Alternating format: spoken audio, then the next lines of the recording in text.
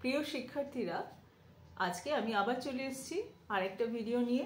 আশা করি তোমরা সবাই ভালো আছো। আজকের ভিডিওটা আমার ক্লাস 6 এর জন্য। লাস্ট ভিডিওটাতে আমি ক্লাস 6 এরই কোষে দেখি 1.2 থেকে অঙ্ক করিয়েছিলাম। সেখানে আমি 1 থেকে 6 অবধি অঙ্ক করিয়েছিলাম। আজকে আমি 7 থেকে করাবো। আর আগের ভিডিওটাতে আমরা মেইনলি গুণনীয়ক কাকে বলে, গুণিতক কাকে বলে সেগুলো শিখিয়েছিলাম। আর আজকে গুণনীয়ক গুণিতক শেখার পরে যে অঙ্কের দিকে আমরা এগিয়ে যাই সেটা হচ্ছে গসাগু আর লসাগু। সেই গসাগু আর লসাগুর অঙ্ক আজকে আমি করাবো। প্রথমে আমি গসাগু লসাগু কাকে বলে সেটাও একটু বুঝিয়ে নেব, যদিও আমার গসাগু লসাগুর ওপরে কিন্তু 3টে ভিডিও আছে। তোমরা যদি প্লেলিস্টটা দেখো তাহলে দেখবে ক্লাস 5এও দেওয়া আছে এবং ক্লাস 6এও কিন্তু তোমাদের 3টে গসাগু লসাগুর ভিডিও দেওয়া আছে। প্রথম ভিডিওটাতে আমি বেসিক জিনিসগুলো নিয়ে তোমাদের সঙ্গে আলোচনা করেছিলাম যে গসাগু কী, লসাগু কী এবং কিভাবে করলে আমরা সহজ পদ্ধতিতে করতে পারবো। গসাগু কথার অর্থ, লসাগু কথার অর্থ এগুলো সমস্তই বলা আছে। এবং প্রশ্নের অঙ্ক করতে গেলে কিভাবে বুঝতে হবে যে কোন অঙ্কটা গসাগু হবে, কোনটা লসাগু হবে সেগুলোও কিন্তু বোঝানো আছে। কিন্তু আজকে আমি কি করব, ওগুলোতে আর যাচ্ছি না নতুন করে। তবে হ্যাঁ, আমি প্রথমে নিশ্চয়ই বুঝিয়ে দেবো আরেকবার যে কাকে গসাগু লসাগু বলে। আমি আজকে কোষে দেখি 1.2 এর অঙ্ক শুরু করব 7 নম্বর অঙ্ক থেকে। তোমাদের যে গণিত প্রভা বইটি আছে পৃষ্ঠা 16-তে, সেখান থেকে আমরা শুরু করব। এটা আমার কোষে দেখি 1.2 এর উপরে পার্ট 2 ভিডিও। তাহলে চলো আমরা শুরু করি। তোমাদের প্রথমে ষষ্ঠ শ্রেণীর যে বইটি আছে গণিত প্রভা, সেই বইটি আমি দেখিয়ে দিচ্ছি। এই বইটি পৃষ্ঠা 16 থেকে আমি তোমাদের অঙ্ক শুরু করছি। পৃষ্ঠা 16 অঙ্ক আমি 7 নম্বর অঙ্ক থেকে শুরু করছি, কেমন? তো চলো 7 নম্বর অঙ্কে কি লেখা আছে আমরা দেখে নিই। আমাদের লেখা আছে যে নিচের সংখ্যাগুলি এক এবং মৌলিক উৎপাদকে বিশ্লেষণ করে গসাগু খুঁজি। অর্থাৎ গসাগু নির্ণয় করতে হবে। কিভাবে করতে হবে? মৌলিক উৎপাদকে বিশ্লেষণ করতে হবে এবং 1 অবধি একদম, হ্যাঁ, 1 আর মৌলিক উৎপাদককে বিশ্লেষণ করে গসাগু খুঁজতে হবে।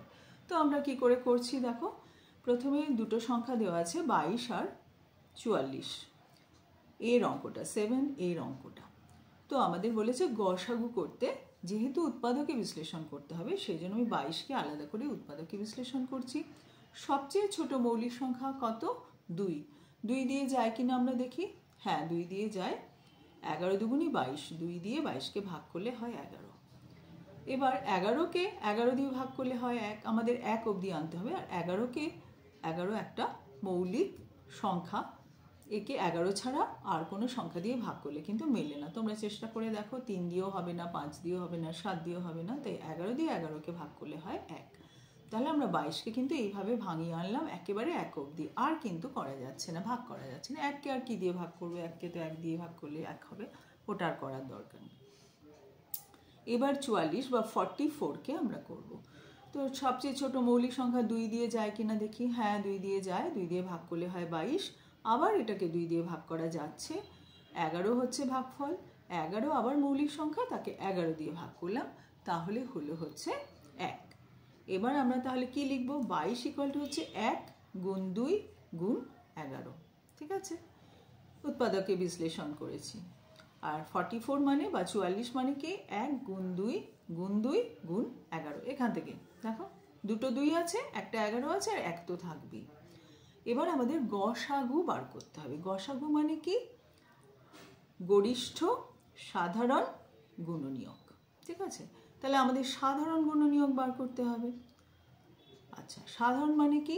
যে গুণনীয়কটা 22-এরও গুণনীয়ক হবে, আবার 44-এরও গুণনীয়ক হবে। দেখো প্রথমে দেখছি 1 22-এরও গুণনীয়ক, আবার 1 44-এরও গুণনীয়ক। আবার দেখো 2 22-এর গুণনীয়ক, আবার 2 আবার 44-এর গুণনীয়ক। এরপরে দেখো ওপরের সংখ্যা আছে 11, 11টাও নিচে আছে কিনা দেখি। হ্যাঁ আছে, 11 44-এরও গুণনীয়ক। তাহলে এগুলো হচ্ছে সাধারণ গুণনীয়ক। কি কি সাধারণ গুণনীয়ক? 1 2 11। এই 3টে উৎপাদক বা গুণনীয়ক 22-এরও গুণনীয়ক আবার 44-এরও গুণনীয়ক। তাই জন্য আমরা কি লিখলাম, গসাগু সমান সমান হচ্ছে 1 গুণ 2 গুণ 11। আরেকটু বলে নিই, গসাগু মানে তো শুধু সাধারণ গুণনীয়ক না, কি বলেছে, গরিষ্ঠ। গরিষ্ঠ মানে সবচাইতে বড়। এখানে একটু ভালো করে এটা মন দিয়ে শুনে নাও, বুঝতে হবে যে সাধারণ গুণনীয়কগুলো আমরা নেব সেটা যতটা ম্যাক্সিমাম যতটা নেওয়া যায়, সবচাইতে বেশি যতটা নেওয়া যায় সেটাই চেষ্টা করতে হবে। তো আমাদের সবচাইতে বেশি বলতে এখানে 1 আছে, 2 আছে, 11 আছে, এই তিনটে নিতেই হবে। এই তিনটে কমন এবং ম্যাক্সিমাম এটাই নেওয়া যায় সাধারণ। আর আরেকটা প্রশ্ন তোমাদের মনে হতে পারে, এখানে তো দুটো 2 আছে, দুটো 2 নিলাম না কেন? দুটো 2 কেন নেওয়া যাবে না? দুটো 2 গুণ করলে কত হয়? 4। 4 হচ্ছে 44-এর উৎপাদক, 4 কিন্তু 22-এর উৎপাদক নয়। অর্থাৎ আরেকবার বলি, এখানে দুটো 2 আছে 44-এর উৎপাদক হিসাবে, কিন্তু 22-এর কিন্তু একটা 2 আছে উৎপাদক হিসাবে। তাহলে একটা 2 নেওয়া যাবে, ম্যাক্সিমাম একটা 2, তার বেশি আমরা নিতে পারছি না। সেই জন্য গরিষ্ঠ সাধারণ গুণনীয়ক বা গসাগু হলো 1 গুণ 2 গুণ 11। এই একটা অঙ্কই যদি ভালো করে বুঝে নাও, সবগুলোই তোমরা পারবে। তো পরেরটা ধরো 54 আর 72-র গসাগু করতে দিয়েছে। একই রকমভাবে দেখো পরপর ভাগ করে গেলাম, 2 দিয়ে 3 দিয়ে 3 দিয়ে লাস্টে 1। আর এখানেও তাই 2 2 2 দিয়ে 3 3 করে আমরা এখানে আসলাম। তোমরা তো জানো, শিখেও গেছো, তবুও আরেকবার দেখিয়ে দিলাম। এবার 54 সমান সমান যা হয় লিখেছি, 72 সমান সমান যা হয় লিখেছি। এবার যেটা কমন বা সাধারণ সেগুলো দেখছি। 1 এখানেও আছে, এখানেও আছে, 2 এখানে আছে, এখানে আছে, একটা 2টো 3 এখানে আছে, আবার এখানেও আছে। কিন্তু এখানে 3টে 3 ছিল, 3টে 3 কিন্তু 72-এর উৎপাদক না, এখানে মাত্র 2টো 3 আছে, সেই জন্য কিন্তু 2টো 3 নেওয়া যাবে। এবার দেখো এখানে একটা 2 আছে, 72-এর গুণনীয়কের কিন্তু 3খানা 2 ছিল, 3খানা 2 কিন্তু নেওয়া যাবে না। সাধারণ গুণনীয়ক অর্থাৎ যে গুণনীয়কগুলো 54-তেও আছে আবার 72-এও আছে সেটুকুই নিতে হবে। সেই জন্য আমাদের হলো 1 গুণ 2 আর গুণ 3 গুণ 3, দুটো 3, একটা 2 একটা 1, তার বেশি নেই। আমি এখানে পিঙ্ক কালার দিয়ে দেখিয়ে দিয়েছি। এই দুটো 2 কিন্তু নেওয়া যাচ্ছে না, কারণ এইখানে যে দুটো 2 আছে সেটা কিন্তু এখানে নেই, 54-তে নেই। আমাকে তো সাধারণ উৎপাদক নিতে হবে, অর্থাৎ যে উৎপাদক বা গুণনীয়কটা 54-র মধ্যেও থাকবে 72 থাকবে। তো 54-তে একটা 2 আছে, 3টে 2 তো নেই। 72-এ 3টে 2 আছে, কিন্তু 54-তে তো 3টে 2 নেই। তাহলে কেন 3টে 2 নেব? একটাই নিতে হবে। সেই জন্য এখানে গসাগু হলো 18। পরের আমি CDE এগুলো তোমাদের জন্য রেখেছি, তোমরা তো পারবে, সবই আমি করে দিলে তো হবে না। তো F-এর অঙ্কটা আমি করে দিয়েছি, তোমরা জাস্ট দেখে নাও। এটা তো আর বোঝানোর কিছু নেই, অলরেডি তোমরা বুঝেই গেছো। কেমন? আচ্ছা, এইবার ভাগ পদ্ধতিতে গসাগু করে বলেছে 27 আর 63। কেমন? দেখো এটা কত অঙ্ক? 8-এর C। আমি একটা দুটো বাদ দিয়ে করাচ্ছি। ভাগ পদ্ধতি থেকে করতে গেলে কি করতে হবে? ছোট সংখ্যাটা দিয়ে বড়টাকে ভাগ করতে হবে। 27 দিয়ে 63-কে ভাগ করলাম, 27 দুগুণী 54। 63 থেকে 54 বাদ দিলে কত হয়? 9 হয়। এই 9টা দিয়ে আবার কাকে ভাগ করব? 27-কে ভাগ করব। 3 নং 27 মিলে গেছে, অবশিষ্ট 0। তাই জন্য এখানে গসাগু হবে হচ্ছে 9। তাহলে দুটো পদ্ধতি শিখলে কিন্তু তোমরা। আগে আমরা শেখালাম কি? মৌলিক উৎপাদকে বিশ্লেষণ করে গসাগু, তারপরে আবার কি শেখালাম? ভাগ পদ্ধতিতে গসাগু। দুটো পদ্ধতি তোমরা শিখে নিলে, ঠিক আছে? কোনো অসুবিধা হলে আমাকে নিশ্চয়ই কমেন্ট বক্সে তোমরা জানাতে পারো। এর পরের অঙ্কটাও 8-এর D, এটাও ভাগ পদ্ধতিতে গসাগু করা হয়েছে। এখানে 3টে সংখ্যা দিয়ে করা হয়েছে। তো আমরা কি করব? সবচাইতে ছোট সংখ্যা যেটা কত? এখানে 25। তারপরে তার থেকে বড় কে আছে? 35। তার থেকে বড় 45। তো আমি কি করব? প্রথমে 25 দিয়ে 35 বা 35-কে ভাগ করব। তো 25 দিয়ে 35-কে ভাগ করলাম, 25-একে 25, 10 অবশিষ্ট। 10 দিয়ে 25-কে ভাগ করলে 10 দুগুণী 20, 5 অবশিষ্ট। 5 দিয়ে আবার 10-কে ভাগ করতে হবে। সব সময় ভাজকটাকে ভাগ করে যেতে হবে, কেমন? তো 5 দিয়ে 10-কে ভাগ করলাম, 5 দুগুণী 10, অবশিষ্ট হয়ে গেল। তাহলে এই যে ভাজকটা মানে যে সংখ্যা দিয়ে লাস্ট ভাগ করেছি সেটাই কিন্তু গসাগু হয়।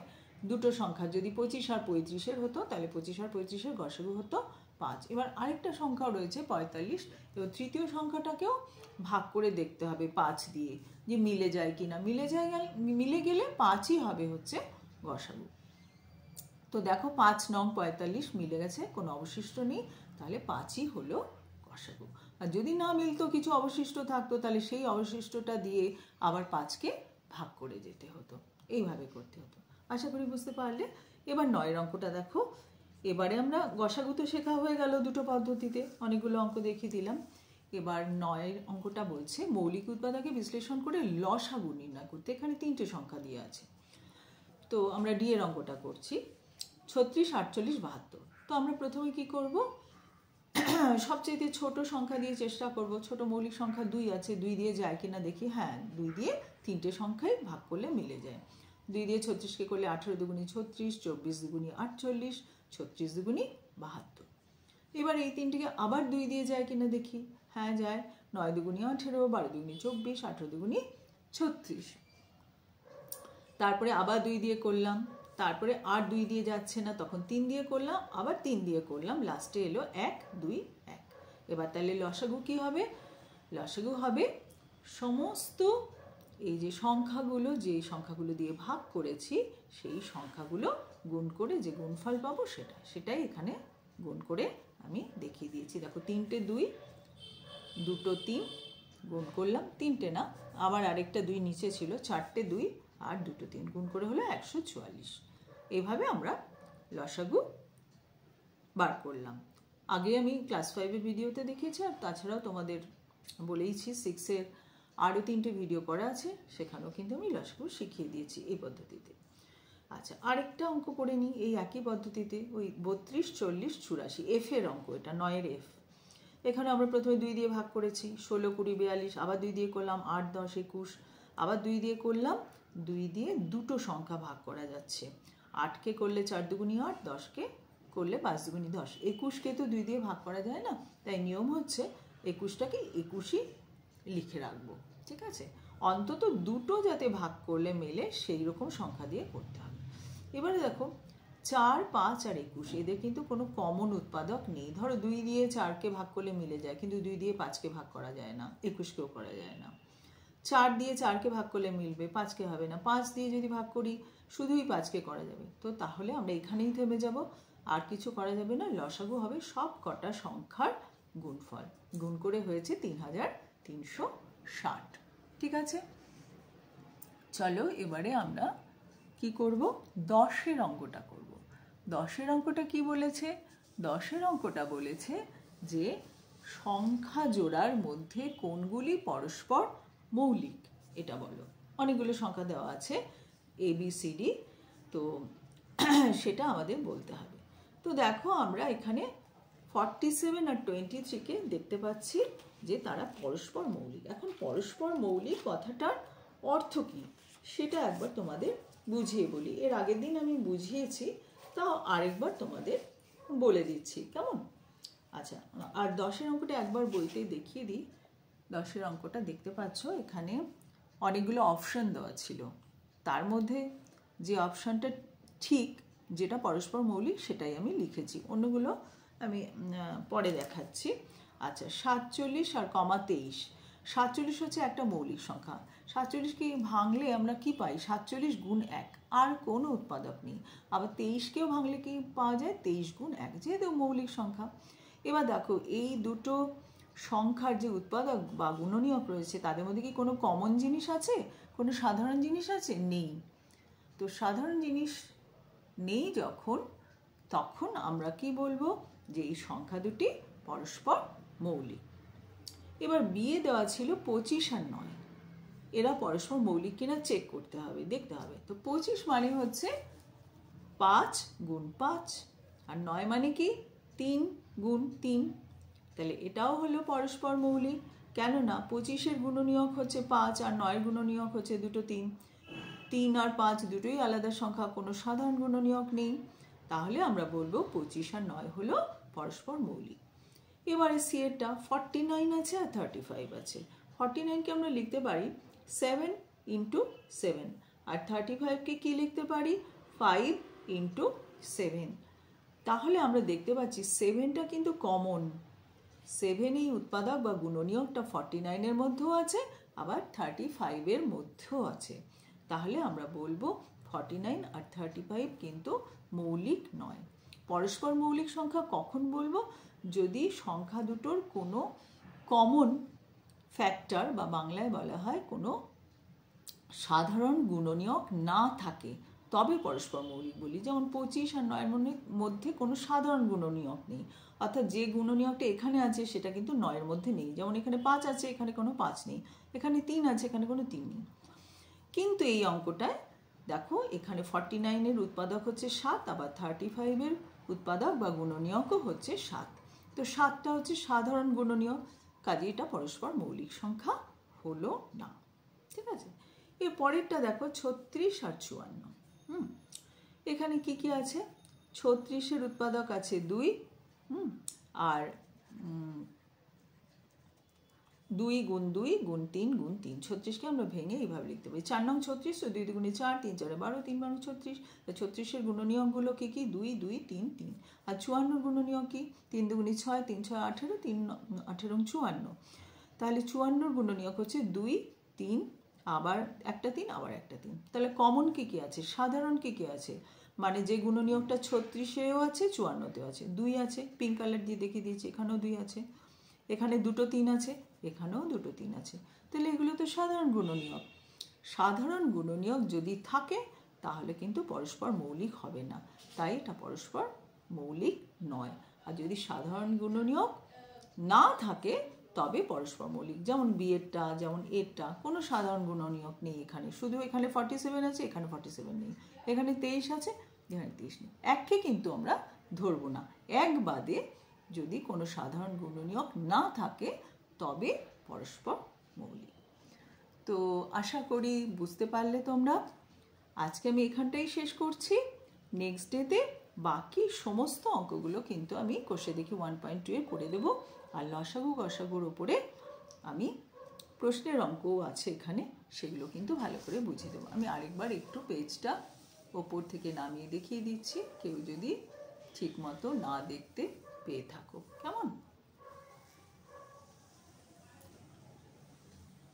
তোমাদের যদি ভিডিওটা ভালো লাগে তোমরা অবশ্যই লাইক করতে পারো, আমার চ্যানেলও সাবস্ক্রাইব করতে পারো। আর তার থেকেও বড় কথা আমি যেটা বলবো, যেটা তোমরা বুঝতে পারছো না সেটা কিন্তু কমেন্ট বক্সে আমাকে অবশ্যই জানাবে। ভালো লাগলে তো জানাতেই পারো, তাহলে আমার আরও ভালো লাগবে। তো আজকে আমি এখানেই শেষ করছি। তোমরা সবাই ভালো থেকো, আর এই চ্যাপ্টারের অঙ্কগুলো কিন্তু তোমরা প্র্যাকটিস করতে থেকো।